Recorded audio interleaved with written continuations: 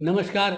आज के इस वीडियो में हम बात करेंगे शनि का ये जो राशि परिवर्तन हो रहा है 29 अप्रैल 2022 को, उसका मेष राशि के जातक हैं जिन लोगों की जन्म कुंडली में लग्न में 1 नंबर लिखा है या फिर उनकी चंद्र राशि जो है वो मेष है या उनका जो नामाक्षर है वो अगर मेष राशि से आता है तो उनके ऊपर किस तरह के परिणाम रहेंगे। देखिए, बहुत ही विशेष परिणाम रहेंगे क्योंकि यहाँ पे क्या होने वाला है कि शनि जो है वो उनके लाभ घर में आ रहा है तो लाभ के परिणाम तो देगा ही देगा, यानी कि उनके हर तरह के काम बनाएगा।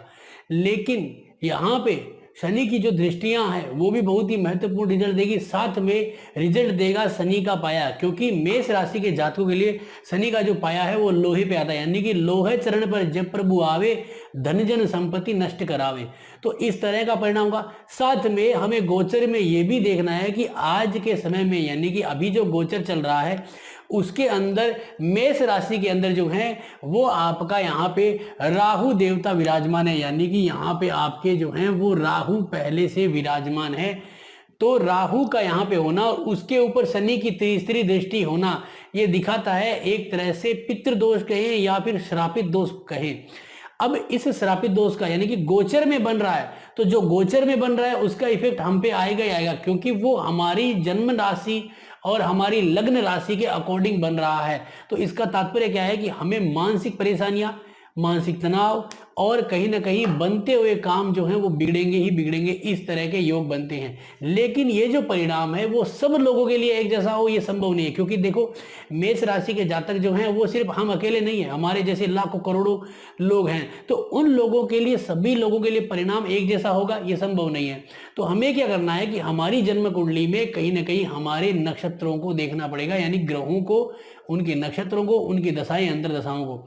जैसे कि आज के दिन में हमें जो दशा चल रही है, जैसे मान लीजिए किसी जातक को आज के दिन में गुरु की दशा चल रही है, यानी मेष राशि का कोई जातक है उसको गुरु की दशा में जो है वो यहाँ पे मंगल की अंतर्दशा चल रही है। तो दोनों ही ग्रह जो हैं वो राजयोग कारक है, योग कारक ग्रह हैं और वो जन्म कुंडली में अच्छी जगह विराजमान है। मान लीजिए कि आपकी जन्म कुंडली में गुरु जो है वो लगन में, यहाँ पे पंचम में, नवम में बैठा है, या फिर मान लीजिए कि वो सप्तम में बैठा है, से आपके चतुर्थ घर में बैठा है, या सेकंड हाउस में, थर्ड हाउस में, कहीं भी बैठा है। नीच का यहाँ पे नहीं होना चाहिए। यहाँ पे मंगल होगा तो बहुत बढ़िया है। गुरु चाहे कहीं भी बैठा हो, 8वें घर को, छठे को छोड़ के बाकी सब जगह पे, यानी 8वें, छठे और 10वें को छोड़ के कहीं पे बैठा हो तो बढ़िया है। तो ये एक उदाहरण के संबंधित मैं बता रहा हूँ। तो आपकी जन्म कुंडली में जो दशाएं चल रही है वो अगर अच्छी दशाएं हैं तो इसका तात्पर्य क्या है कि ये जो श्रापित दोष जो तीसरी दृष्टि के द्वारा जो बन रहा है, यानी कि शनि की जो दृष्टि है तीसरी, उसके द्वारा ये जो श्रापित दोष बन रहा है वो आपको बहुत ज्यादा अड़चने नहीं देगा, यानी कि मानसिक परेशानियां थोड़ी बहुत देगा, लेकिन उसको निकलने के अवसर भी देगा। उससे निकलने के लिए आप किसी व्यक्ति के पास जाओगे, ज्योतिषाचार्य हो या कोई व्यक्ति हो, तो वो आपको उपाय भी उसके बताएंगे जिससे कि आपको लाभ हो जाए। इस वीडियो में हम उपाय के ऊपर भी बात करेंगे।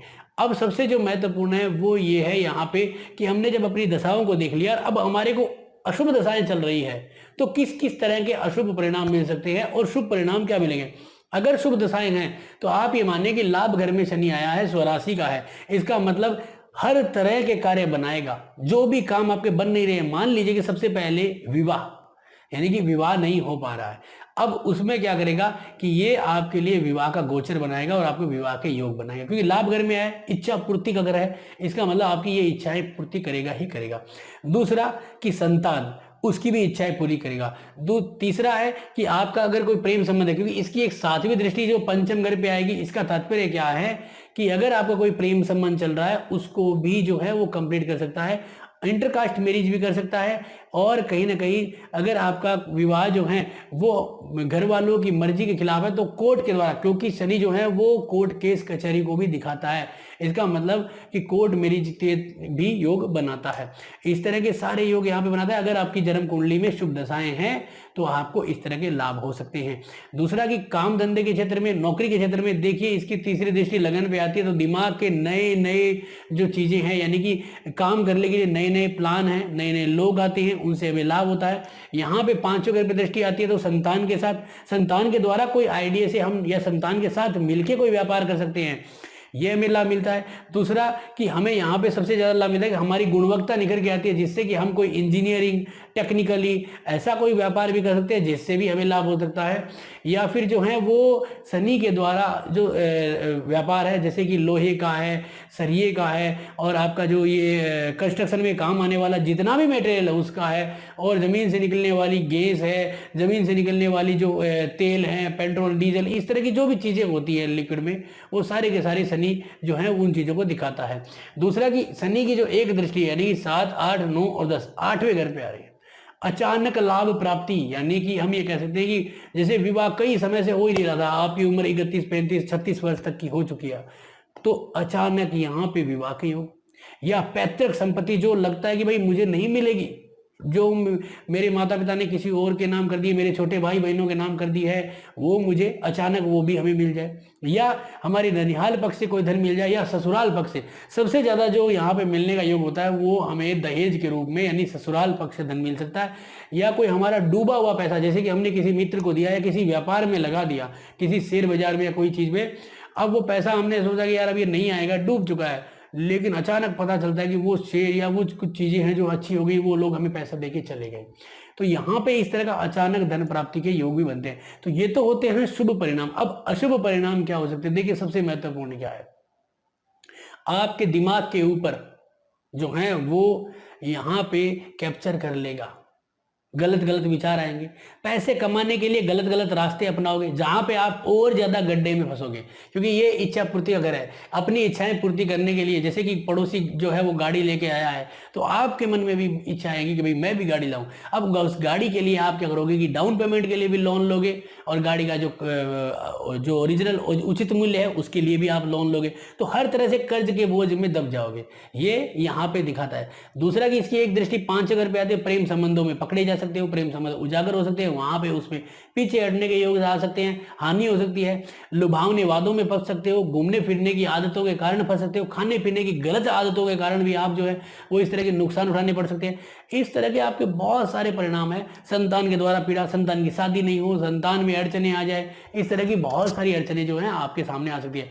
सबसे हार्ड है इसमें 10वीं दृष्टि आने से 8th हाउस, अचानक बड़ा नुकसान, लंबी बीमारी का योग, बहुत बढ़िया कर रहे हो, बहुत बढ़िया करने की कोशिश कर रहे हो, भयंकर कर्जे में चले जाओगे। यार दोस्तों के चक्कर में, ये क्या है, बड़े भाई का है, ये मित्रों का घर है, तो मित्र ने कहा कि यार हमें पैसों की जरूरत है, हमें आप लोन दिलवा दीजिए, कैसे भी करके अपने किसी जानकार से। आपने वहां पे बिचौलिए रूप में बन के किसी से लोन दिलवा दिया और उसने दिया नहीं, आपकी हालत हो गई खराब।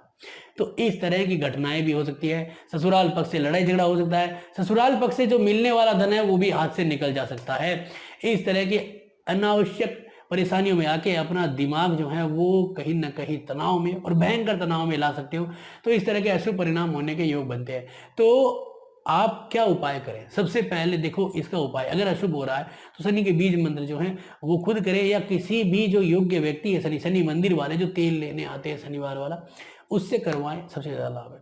शनि के लिए चंपल दान करें, शनि के लिए जो है वो काला कंबल, तेल, ये सब दान करें, काली जो उड़द है वो दान करें। सबसे बड़ा उपाय बता देता हूँ, यहाँ पे जो पितृ दोष बन रहा है, श्रापित दोष है, या तो उसकी पूजा करवा लीजिए अगर आपको उचित लगे तो, या फिर आप क्या करें कि अपने घर में ही बैठ के सर्प सुक्तम या फिर जो है पितृ सुक्तम, दोनों स्त्रोतों में से कोई सा भी इन दोनों का उपाय करें। अमावस के दिन विशेष पूजा करें, उसके द्वारा आपको लाभ होगा। तर्पण भी करें, अमावस के दिन जो है वो पीपल के वृक्ष की जड़ों में पानी दें। इन सब उपाय करने से आपको लाभ है। सबसे बढ़िया है ये दोनों स्त्रोत को जो है वो आप पढ़िए, और शनि से संबंधित जो व्यक्ति हैं उनको आप दान पुण्य जरूर करें, उससे आपको अत्यधिक लाभ रहेगा। तो आज के इस वीडियो में हमने जो है वो शनि का जो राशि परिवर्तन हो रहा है उसका मेष राशि के ऊपर जो परिणाम है उसके बारे में बताया। आपको कैसा लगा जरूर बताएं, अच्छा लगा तो लाइक करें, शेयर करें, सब्सक्राइब करें। धन्यवाद दोस्तों।